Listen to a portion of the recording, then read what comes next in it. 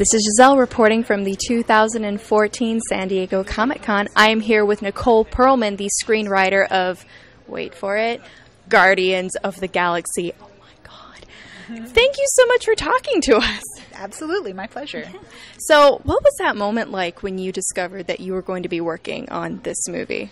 Well, I chose the movie, actually. I was the first writer on it. So I chose the movie off a list of about 10 properties that Marvel had that were lesser-known properties they were thinking of developing. Mm-hmm. There was no guarantee that they were going to be made into a movie, but they were considering it. And so they said, choose one of these. And I chose Guardians. And I chose Guardians because it was science fiction in tone, mm-hmm. and that was something I really wanted to work on. And it had a great cast of various characters to choose from, and mm-hmm. and it just felt like fun and big and action-packed movie, and I wanted to be a part of it. Right, for sure. Definitely like explosions everywhere, just something epic, you know? It was epic, but it also had like great heart to it, great relationships, and a lot of fun and jokes, and it also had a huge scope of like different alien species to play with, and the cosmic Marvel in general is a really cool sort of unexplored so far in film world, mm-hmm. and so I wanted to be the first person to explore it. That is so awesome. Oh my goodness. So what was it like researching for this movie? I had to do a lot of back reading. I had a lot of back episodes to read. So I basically went to 1969, which was the first Guardians run, and read from there straight through to 2009, which is when I came on the project. And I read everything I could get my hands on because I wanted to know who all the characters were. Marvel gave me carte blanche to choose which characters I wanted to have be in the film and play with them and find the best permutation of group dynamics, because there's a lot of Guardians to choose from. Yeah. And that was fantastic, but I wanted to know what my options were. So I read as much as I could about all the different characters and storylines, and we ended up using a new storyline that I created about go see the movie, but it's a completely undone before in the comics. It's its own thing, and that was really great. So it was a fantastic experience, but I had to bring home binders and binders full of comics to read every night, and my husband was like, "You have the best job ever." So that was fun. It was great. So what was the weirdest thing you had to research for this movie? There was a draft in which one of the moons gets blown up, and Rocket actually references this in the movie, but we don't have the scene. And I had to research how to blow up the moon, and I wanted to try and find a way that might actually work, so in some vaguely scientific format. So that was really kind of fun. I'm sure Wikipedia was very helpful. Well, yes. Well, let's be honest. It was great. So if you could pick a standalone movie for any of the Guardians, which one would you pick and why? You know, Rocket ended up being my favorite character, so I think Rocket deserves his own movie. But he's also, he's best friends with Groot, so you can't have a Rocket movie without Groot. Right. It sounds like it could be like a bromance movie. A little bit, yes. One-sided, though, because Groot can only say, "I am Groot." Exactly. Yeah. I'm sure we would feel it, though. Yes, definitely. They've got a real love going on. They're great friends. Yeah. So I have to ask, what is it like as a woman working in the movie industry, especially a part of the geek world?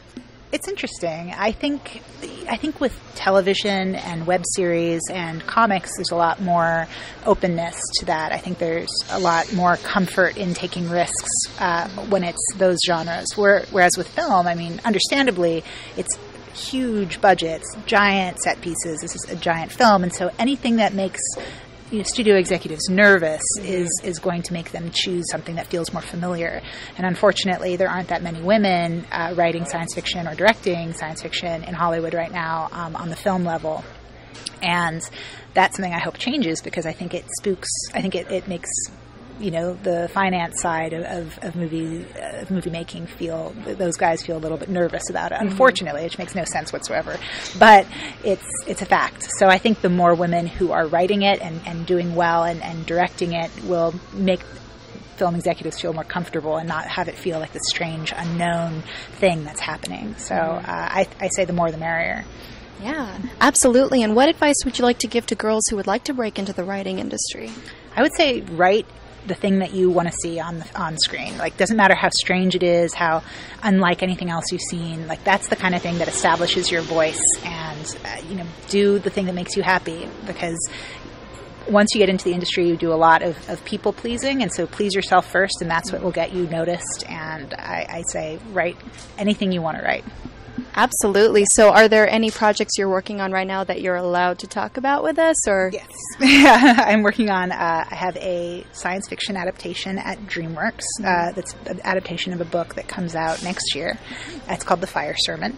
I've got a pilot at Skydance for a TV show that's an adaptation of a British fantasy series by Kat Griffin, and the series is the Matthew Swift series. So that's kind of dark urban fantasy. Ooh. And then I have a project, an original fantasy project that I have been developing with Cirque du Soleil, because they have a film division, and that's sort of a Labyrinth or Alice in Wonderland style fantasy.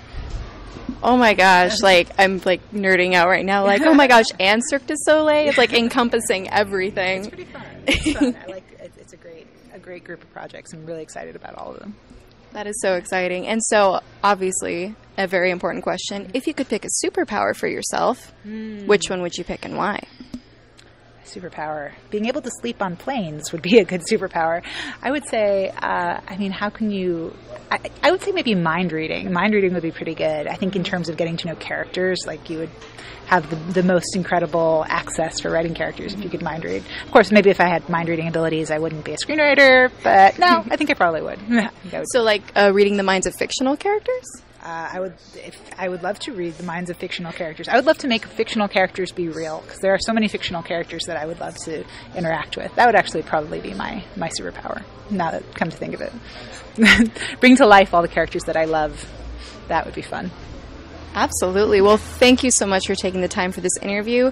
Check out Guardians of the Galaxy. It's going to be awesome. And your future projects again, please say the names. There's a project called The Matthew Swift, which is a television series. So Matthew Swift, Pandora's Box is the Cirque du Soleil project. And then, what was the third one? Fire Sermon for DreamWorks. Excellent. And check those out as well. Valhalla. Valhalla.